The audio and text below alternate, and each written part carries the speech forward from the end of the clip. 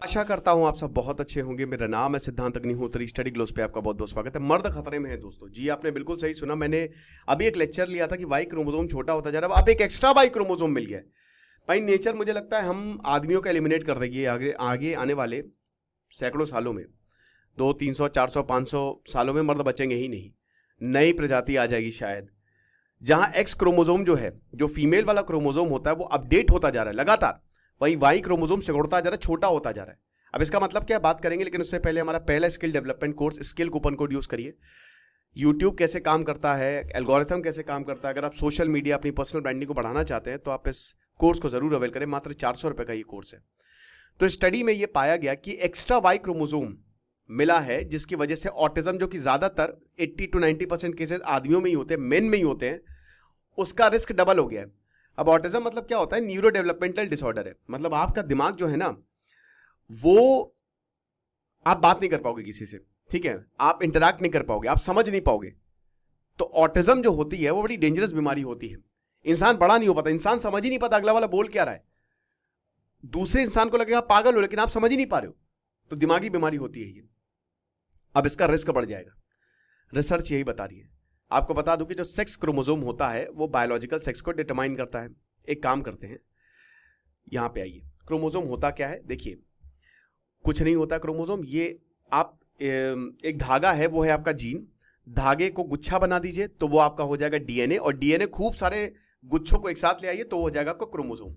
ठीक है ना। ये क्रोमोसोम आप देख रहे हो, जब आप इसको ऐसे निकालना शुरू करोगे ना, क्रोमोसोम एक कपड़ा है, आपके कपड़े में बहुत सारे फाइबर है, वो आपका डीएनए है, और फाइबर में एक धागा आपका जीन हो गया। आप समझ रहे हो? तो ये क्रोमोसोम, अब ये डीएनए जीन क्रोमोसोम सब एक ही है, बस यही डिफरेंस है। इसमें क्या होता है ना कि इसमें आपकी जेनेटिक इंफॉर्मेशन होती है। There are 23 pairs of chromosome, यानी कि 46 क्रोमोसोम होते हैं, जिसमें 44 तो आपके एक्स एक्स लास्ट दो सेक्स क्रोमोसोम होता है। अब देखिए, फीमेल में आपका एक्स एक्स क्रोमोसोम होता है, और एक्स एक्स क्रोमोसोम जो है वो बढ़ रहा है, वो अपने आप को अपडेट करता जा रहा है, उसका सॉफ्टवेयर वो बहुत हेल्दी है। लेकिन जो वाई क्रोमोसोम है ना, वो देख सकते हैं ना, ये वाला, ये सिर्फ और सिर्फ मेल्स में ही प्रेजेंट होता है। और आपको एक चीज बता दो कि हर इंसान एज अ फीमेल ही पैदा होता है। वो बाद में टेस्टोस्टेरोन बढ़ जाता है और वो मेल बन जाता है। जी हाँ, ये बहुत शानदार किताब तानिया नरेंद्र की, आप उनकी पढ़िएगा। तो यहां पे ये वाई क्रोमोसोम छोटा होता जा रहा है। अब अगर ऐसा होगा भाई, छोटा होता जाएगा, एक दिन गायब हो जाएगा, यानी कि वाई क्रोमोसोम बचेगा ही नहीं। भाई आज आप जब बच्चा पैदा करते हो, कैसे जो जो भी इंफॉर्मेशन, जो जेनेटिक इंफॉर्मेशन कैसे पास आउट होती है? आपके क्रोमोसोम से ही पास आउट होती है ना। गैमेट्स जो है वो फ्यूज होते हैं। यही क्रोमोसोम, जो बच्चा होता है ना, उसमें माँ और बाप के जो लक्षण है वो बच्चे में दिखते हैं। अगर बच्चा या माँ या मम्मी या पिताजी टॉल है तो बच्चा भी टॉल होगा। अगर बहुत घने बाल है तो घने बाल, टकला है तो टकला। हाँ बिल्कुल सही बात, गोरा है तो गोरा। तो ये जो फीचर्स होते हैं ना, ये इसी क्रोमोसोम से ही पास होते हैं। लेकिन मेल में होता है वाई और फीमेल में होता है एक्स। एक्स वाला क्रोमोसोम बढ़िया है। वाई वाले क्रोमोसोम में पर्टिकुलर प्रॉब्लम क्या होती है ना, कि ये जैसे होता क्या है कि आमतौर पे आप ग्रो कैसे करोगे? जैसे मान लीजिए कि आपने एग्जाम दिया, आपका सिलेक्शन नहीं हुआ। अब उसके बाद आप दोबारा उसकी तैयारी करोगे, अच्छे से करोगे, तो जो आपने गलतियां की उसको दोबारा रेक्टिफाई करोगे, है ना। आपके घर में एसी है, एसी खराब हो गया, आप बुलाओगे, एसी को रिपेयर करोगे, फिर खराब हो, फिर एसी को, तो आपको एसी की गलतियां पता लगती जाएंगी और एसी और अच्छा होता जाएगा। या तो अब नया एसी ले लो, ये भी आपका, अब नया एसी भी आप ले सकते हो, बढ़िया है। मान लीजिए एसी खराब हो गया तो नया एसी आ गया। लेकिन मान लीजिए अब मैं ये बोलूं कि आपका एसी खराब है, आप घर से एसी हटा दो और दोबारा लगवाओ ही नहीं, तो ये कोई सोल्यूशन हुआ? नहीं ना। एग्जाम में दिक्कत आ रही है तो एग्जाम ही मत दो। वाई क्रोमोसोम्स के साथ एग्जैक्टली यही हो रहा है।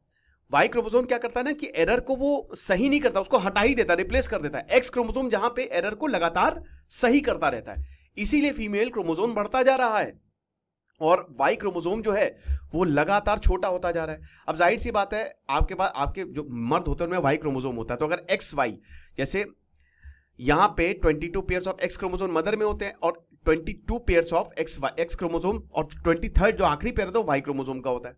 तो अगर मान लीजिए कि एक्स, जैसे मर्दों के पास भी एक्स क्रोमोसोम है, तभी मर्दों के पास, भाई मैंने क्या बताया कि हर मर्द एक्चुअल में औरत ही होता है जब वो पैदा होता है, तो एक्स क्रोमोसोम है। अब मान लीजिए कि जब दोनों आपस में संबंध बनाते हैं और इनका एक्स और इनका एक्स, जब एक्स एक्स पैदा होगा, मतलब एक्स एक्स जब फ्यूज होंगे तो आपकी लड़की पैदा होगी, और जहां एक्स वाई आएगा वहां पे आपका लड़का पैदा, वाई अगर आएगा तो लड़का पैदा होगा। लेकिन अब वाई गायब हो जाए तो क्या करेंगे? अब वाई की तो गायब की, रिसर्च बोल ही गया, बता ही दिया कि रिसर्च में वाई क्रोमोसोम छोटा होता जा रहा है, लेकिन यहाँ पे एक एक्स्ट्रा वाई क्रोमोसोम जो है, अब ऑटिज्म के बारे में मैंने आपको बता दिया कि एक्स्ट्रा वाई क्रोमोसोम जो है वो आ रहा है। अब एक्स्ट्रा वाई क्रोमोसोम क्या करेगा, ये ऑटिज्म स्पेक्ट्रम डिसऑर्डर को बढ़ाएगा, जो कि मर्दों में ज्यादा होता है। आप समझ रहे हो? तो समझ नहीं आ रहा है कि मदर नेचर हमारे साथ क्या काम कर रही है। तो उन्होंने कहा कि जो इंडिविजुअल्स जिनके पास एक्स्ट्रा वाई क्रोमोसोम है, उनको ऑटिज्म 2 गुना ज्यादा, भाई एक्स वाई वाई और एक्स एक्स वाई, इसमें ऑटिज्म बहुत likely to happen. Extra Y chromosome से आपकी प्रॉब्लम और ज्यादा खराब हो जाएगी। देखो क्या, इसको आप ऐसे समझो कि मान लीजिए कि आपको 4 रोटी खानी है, अब आप 4 की जगह 16 रोटी खा लो तो बैलेंस बिगड़ेगा ना। रोटी इंपॉर्टेंट है आपके जीने के लिए, लेकिन हद से ज्यादा खाओगे रोटी तो आपके शरीर खराब होने लगेगा, आप पचा ही नहीं पाओगे, आपकी जान पे बात आ जाएगी। तो एक्स वाई क्रोमोसोम बहुत इंपॉर्टेंट है, लेकिन अगर एक्स्ट्रा कुछ इसमें जुड़ जाए तो जेनेटिक डिसऑर्डर्स हो जाते हैं, जो हम अभी इसके लिए तैयार नहीं है।